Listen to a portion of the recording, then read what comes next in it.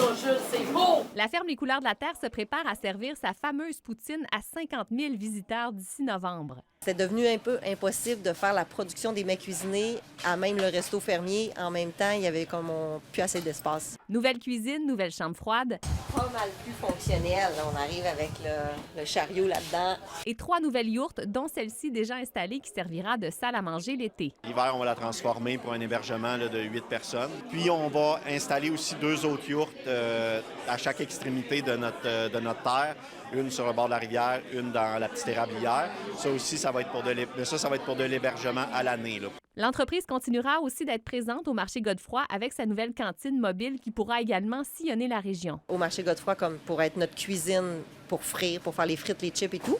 Mais le Godefroy étant juste de jour la fin de semaine, bien, il reste tout le reste de la semaine comme plage horaire pour se déplacer dans des événements privés. Ces nouveautés représentent des investissements de plus de 300 000 $, dont 103 000 proviennent d'une aide financière non remboursable du gouvernement du Québec. Je pense que toutes les conditions étaient réunies ici pour que les Couleurs de la Terre puissent avoir de l'aide gouvernementale pour continuer à bonifier l'offre qu'ils donnent déjà.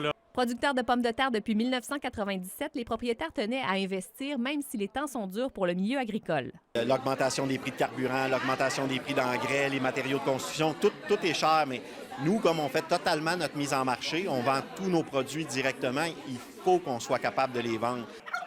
L'Union des producteurs agricoles se réjouit de voir l'agrotourisme se développer pour que les clients se rapprochent des producteurs. Ici, l'entreprise est reconnue par la poutine, mais il y a d'autres choses aussi. Mais c'est d'aller, justement, de ne pas se gêner d'aller sur les entreprises pour acheter local. S'il y a plusieurs nouveautés qui s'annoncent pour la saison qui s'ouvre ce jeudi, soyez assurés qu'il y a quelque chose qui ne changera pas. C'est la recette de la fameuse poutine. Anne-Marie Lemay, TVA Nouvelles, Yamachiche.